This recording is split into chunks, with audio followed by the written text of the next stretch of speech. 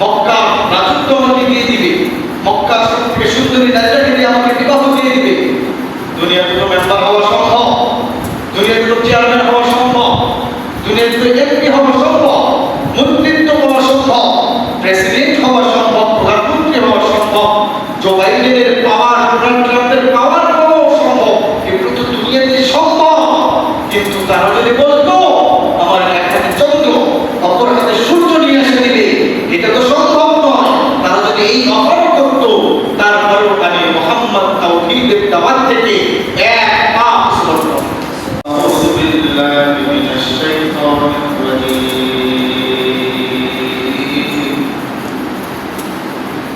বিসমিল্লাহির রাহমানির রাহিম।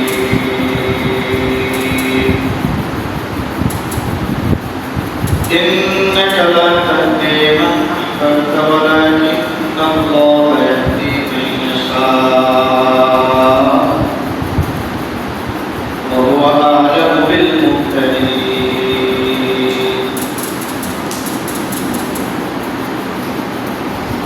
وقال النبي صلى الله عليه وسلم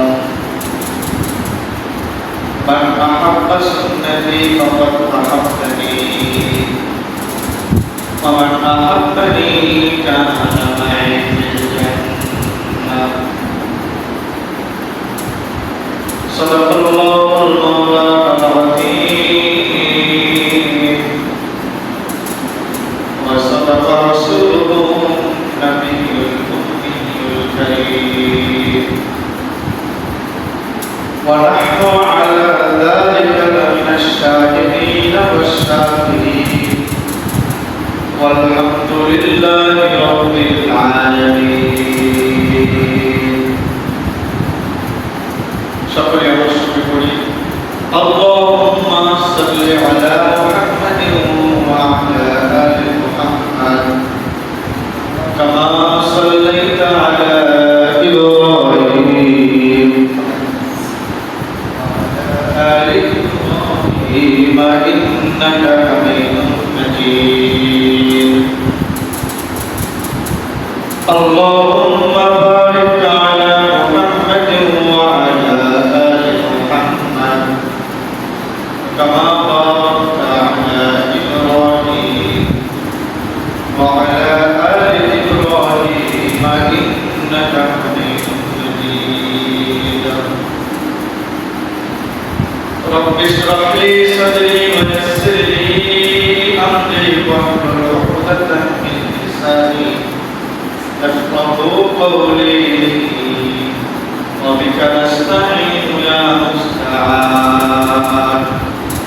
قالوا سبحانك لا علم لنا الا ما علمتنا انك انت العليم الحكيم.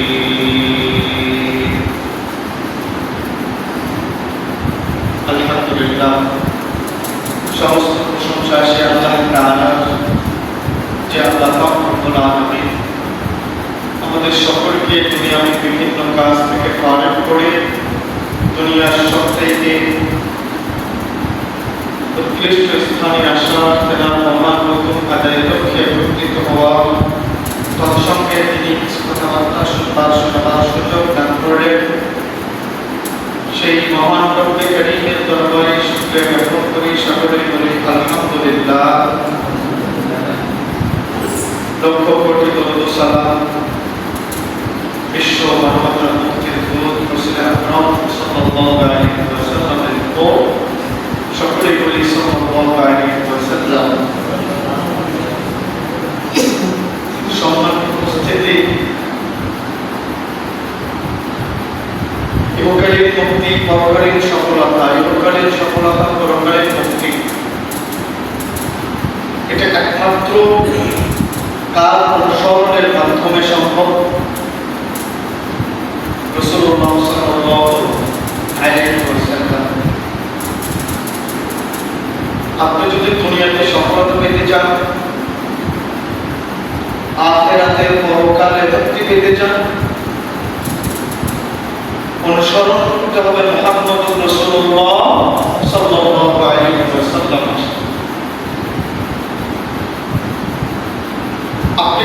আমি যদি বলি যে আল্লাহর রাসূলকে ভালোবাসি, কি করি? ভালোবাসি, কিন্তু তার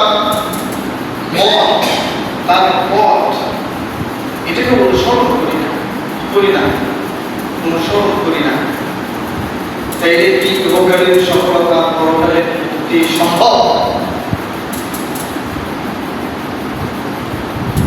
আল্লাহ রাসূলের আপন চাচা আবু তালেব আল্লাহ রাসূলকে ভালোবাসতেন, মহব্বত করতেন, কিন্তু তার যেটা দল মুহাম্মদ সাল্লাল্লাহু আলাইহি ওয়াসাল্লামের যে পথ, এই পথকে তিনি অনুসরণ করেন, যার কারণে কিয়ামত পর্যন্ত জাহান্নামে চলতে হবে। কি করতে হবে? জাহান্নামে চলতে হবে। সম্মানিত হাজিরিন, আপনাকে ব্যক্তিগতভাবে অনেকেই ভালোবাসে। কি করে ভালোবাসে? আপনার আচরণ ভালো, আপনি কথাবার্তাই ভালো, আপনি চলাফেরাই ভালো, আপনার লেনদেনে অসুবিধা নেই, সমস্যা নেই, সব কিছুতে আপনাকে সকলেই ভালোবাসে।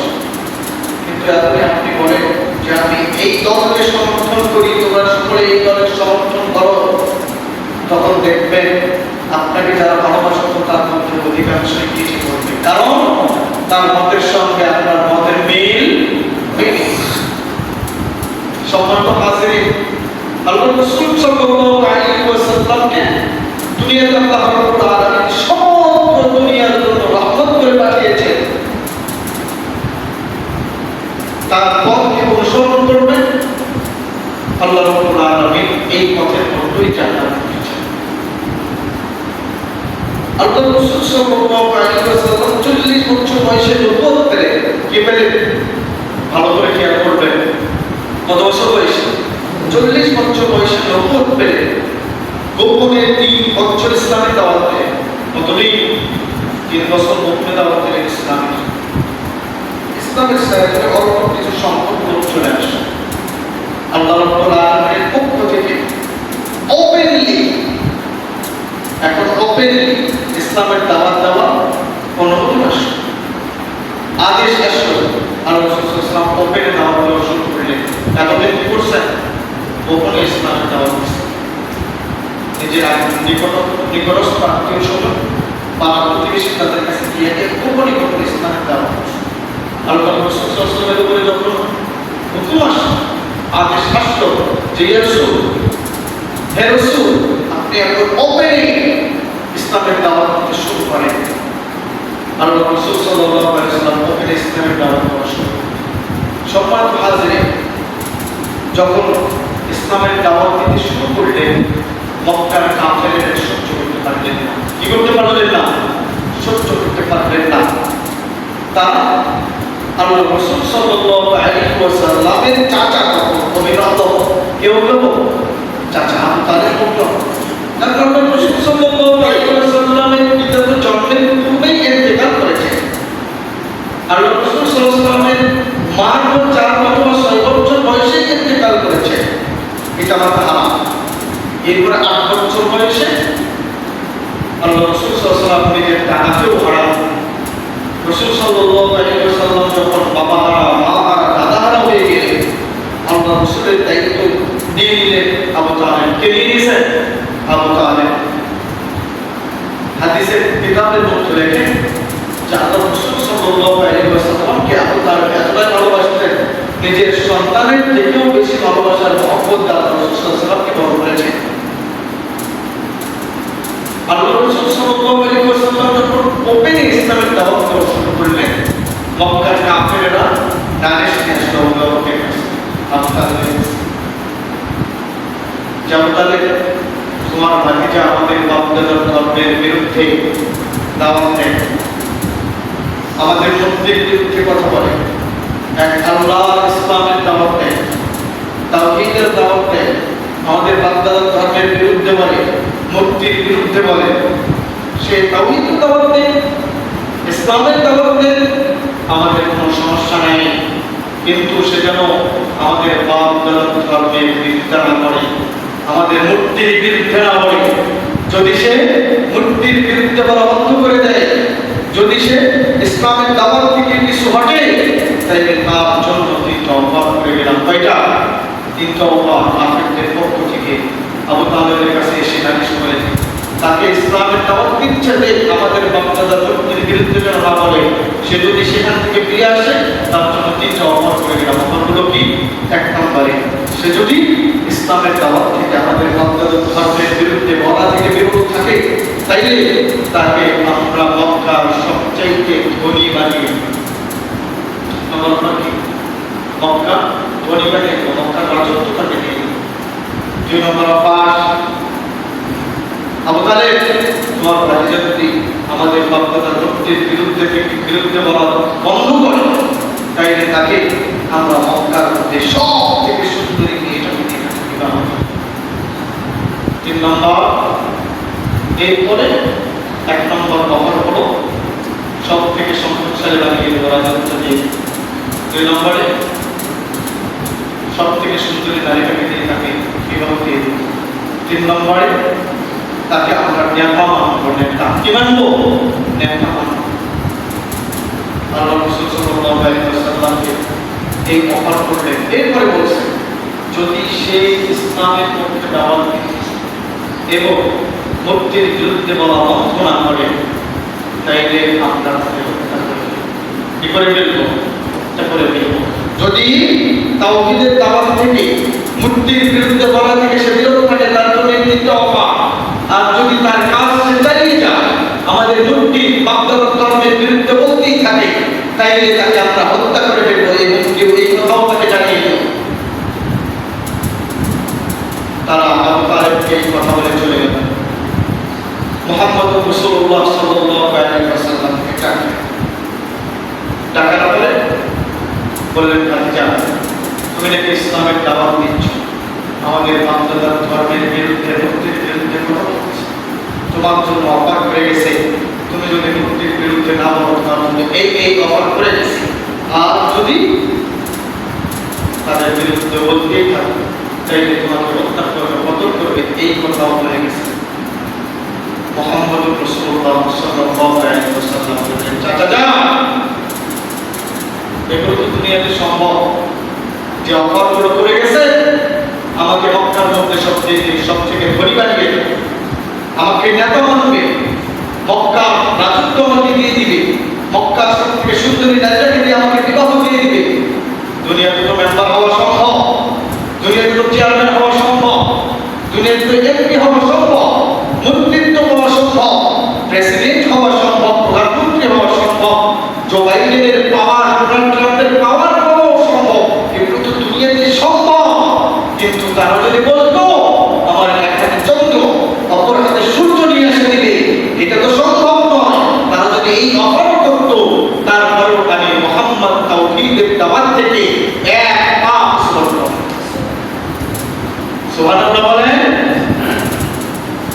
এগুলো তো দুনিয়াতে সম্ভব, রাজত্ব পাওয়া সম্ভব, সব থেকে সুন্দরী নারীটাকে বিবাহ করা সম্ভব, এগুলো দুনিয়াতে সম্ভব। যা সম্ভব নয়, আমার একটা চন্দ্র অপর যদি সূর্য নিয়ে এসে দেয়, আমি মুহাম্মদ ইসলামের দাওয়াত তাওহীদের দাওয়াত থেকে এক পা পিছু হতাম। আবু তালেব বলেন, ভাতিজা ঠিক আছে, তোমার দাওয়াতের কাজ, ইসলামের কাজ তুমি করে যাও। যত ধরনের প্রোটেকশন দেওয়া দরকার, যত ধরনের নিরাপত্তা দেওয়া দরকার, যত ধরনের সেফটি দেওয়া দরকার, আমি আবু তালেবের জীবনের উপর দিয়ে যাবে। তুমি মুহাম্মাদের শরীরে একটা টোকা রাখতে দিবে না। কতটা ভালোবাসতেন আবু তালেব, কতটা ভালোবাসতেন। হাদিসের কিতাবের মধ্যে লেখেন যে নিজের সন্তানের থেকেও বেশি ভালোবাসতেন মুহাম্মদ সাল্লাল্লাহু আলাইহি ওয়াসাল্লাম। আর কুফার কাফের কুরাইশের কাফেরদের পক্ষ থেকে বলল যে তাওহীদের দাওয়াত থেকে যদি কিছু না হবে তাহলে হত্যা করে ফেলবো। এরপরে বলছে, মুহাম্মদ তোমার শরীরে টোকা দিতে গেলে আমার জানের উপর দিয়ে যেতে হবে, আমার জীবনের উপর দিয়ে যেতে হবে। তুমি ইসলামের দাওয়াত চালিয়ে যাও। তোমাকে যদি কেউ আক্রমণ করে, সর্বপ্রথম আমি আবু তালেবকে আক্রমণ করতে হবে। কত ভালোবাসতেন আল্লাহ রাসূল সাল্লাল্লাহু আলাইহি ওয়াসাল্লাম। ইসলামের দাওয়াত শুরু করলেন। দিতে 51তম বছর রাসূল করিম সাল্লাল্লাহু